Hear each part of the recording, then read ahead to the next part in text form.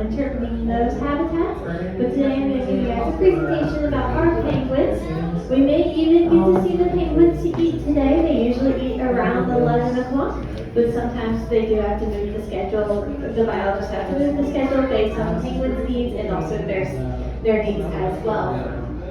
But we're going to talk all about penguins today, from anything from their cold adaptations to these penguins specifically here at the aquarium. We have 5 different species of penguins here.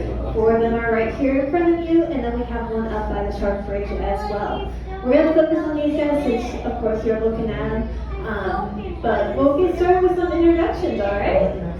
So first we got the king penguins.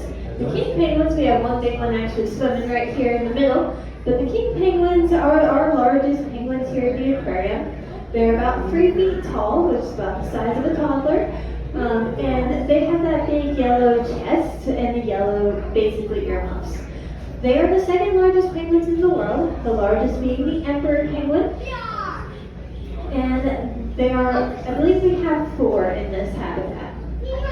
Next we have the macaroni penguins. The macaroni penguins get their name from the song Yankee Doodle Dandy. They stuck a feather in his hat and called it macaroni. That's where they get their name.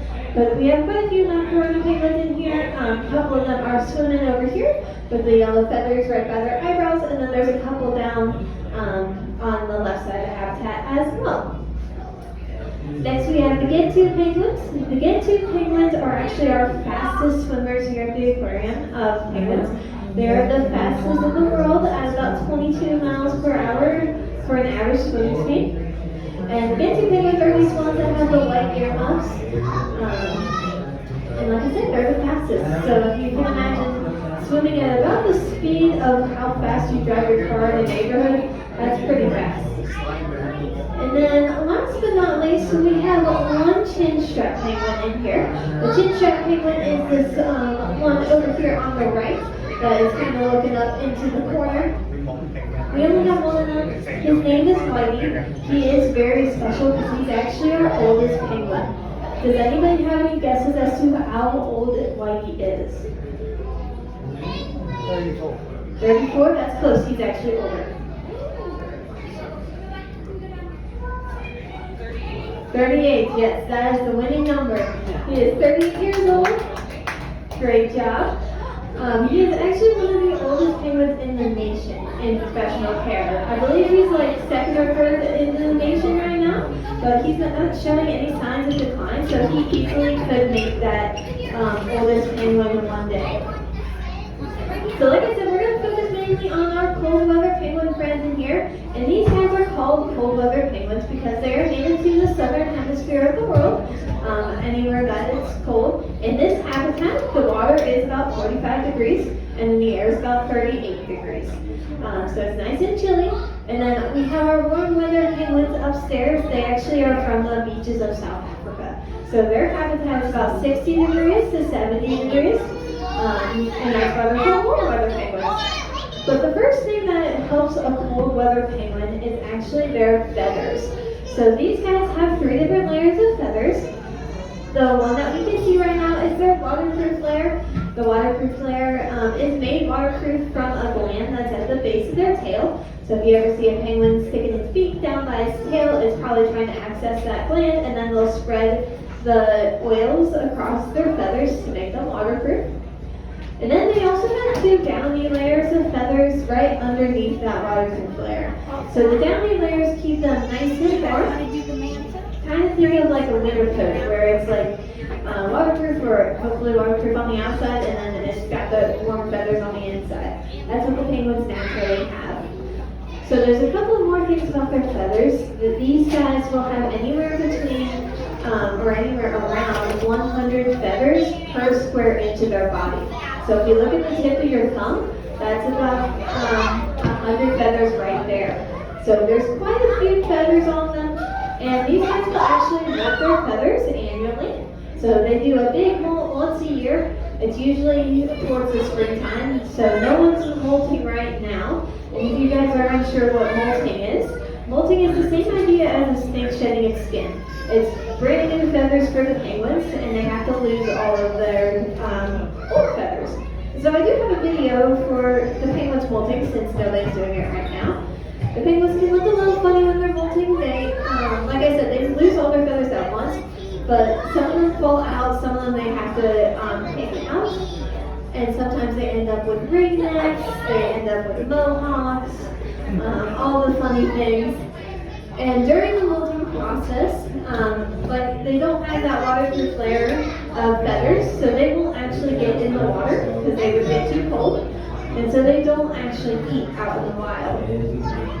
And so, in order to prepare for a molt, they will stock up on food, kind of like a bear really ready for hibernation, because the molt can last anywhere between a week and a month. It's a kind of a long process. So they'll get really full and they'll look a little chubby, and then they will also feel very itchy. So the penguins, especially we notice in professional care, that they can be a little irritable during that time because they just don't feel the best.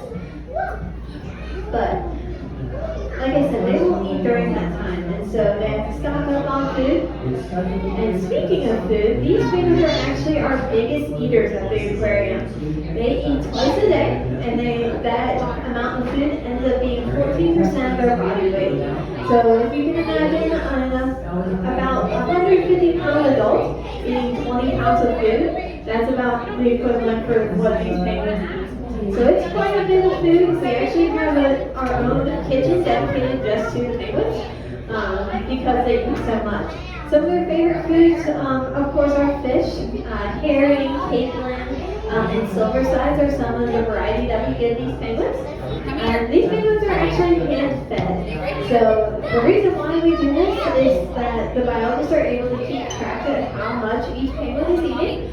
The way they're able to tell them apart, if they don't just know their personalities. I mean, these biologists work with them day in and day out, so most of them they can just tell them apart in general. But they also have the little colored bands on their wings that are different per species, per bird, and also male versus female is determined by which wing it's on. So the right wing colored bands are the males, and then the left wing colored bands are females, and that's how biologists are able to tell them apart. But like I said, they're hand-fed, and when they hand-feed these penguins, they feed the fish with its head down, because out in the wild, the penguins are going to go straight for the head of the fish, because that would make them stop moving faster, make less of a struggle. And there's also an anatomical reason for this. So this is a penguin's mouth.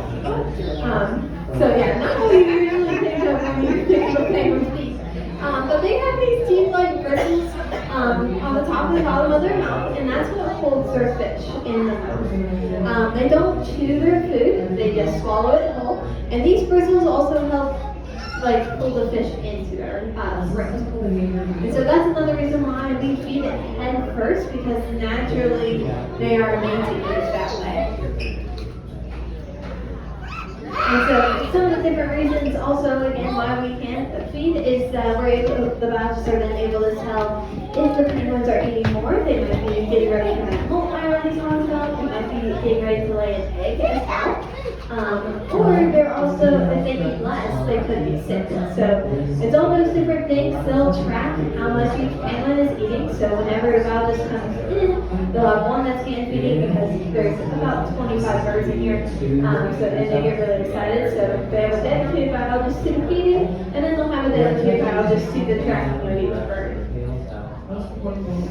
But the other cool thing about these penguins is actually their camouflage.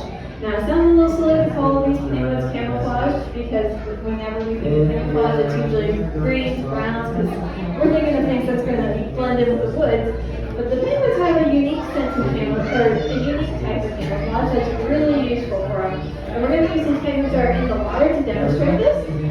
But they have what is called counter shading. You may have heard of counter shading before, because it's actually relatively common in aquatic life, but it's whenever the top of the animal is different colors from the bottom. Usually a darker at the top and lighter at the bottom. So it's the same for the sharks and also for gators as well. But it's really useful for these penguins because they have both land predators and aquatic predators. And so when they're in the water, let's say a shark or an orca, is probably more likely, is trying to find a penguin for a snack.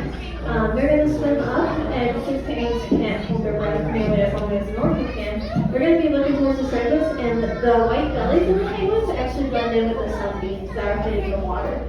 And so that helps them that way.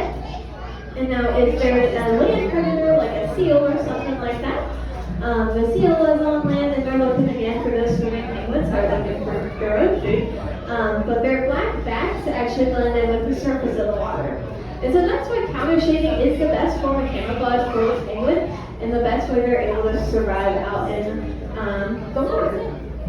And they look super cute on land, let's be honest here, with their tuxedo design. And so there are a total of 18 species of penguins in the world.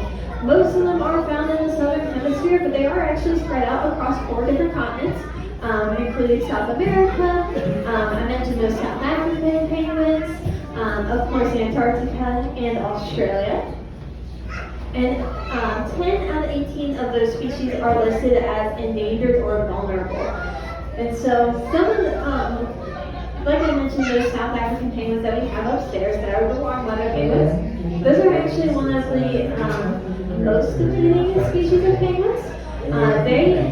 In the past 100 years, their population has declined by 90%. And that is a lot. That's really fast. The main causes for their depletion is habitat loss and oil spills. Because of course, just like the ducks that you see on those Dawn commercials that get oil stuck in their fingers or stuck in their feathers, it's the same for the penguins. They also need help with it as well. And so here at the aquarium, we have the African penguins as ambassador animals. And some of their fun things they get to do as ambassadors are they are our penguins for our penguin encounters and also our penguin paintings. And so the encounters are where you get to meet a penguin in their habitat for about 30 minutes, and I can talk more about that if you have more questions about it later. But I do want to highlight the penguin paintings, because this is a form of enrichment for the penguins. I got a little video of the painting for you guys, because it's really cute. But enrichment is anything we give our animals that's new, and it typically stimulates natural behaviors or something that they would experience out in the wild. Now, you may be asking yourself, how do penguins experience paint out in the wild? Typically they don't. However, the things that these are stimulating is it's a different texture under their toes, and they might come into contact with paint-like texture out in the wild. And then they also can see the bright colors of it as well, which is also stimulating. And so that's a form of enrichment for them, and they do genuinely seem to enjoy it. We would not force our penguins to do anything that they don't seem to enjoy, as far as we can tell. But we sell these paintings out in the gift shop. I highly recommend just taking a look at them because they're really cute. And on the back of them, we have which penguin painted it, so you can meet the artist as well. But these have the proceeds for those paintings go back towards our Way Foundation, which is the nonprofit organization here at the aquarium. And then those proceeds go straight back to SANCOG, which is the South African Association of Coastal, or for the conservation of coastal seabirds. And so they work directly with the African penguins on those beaches, helping them with the habitat destruction and those oil spills that I was talking about. So it's a really great organization that we're able to partner with that way. But thank you guys for listening to my penguin talk. If you guys have any questions more about our penguins here or upstairs, feel free to ask. I'll be around for the next couple of minutes.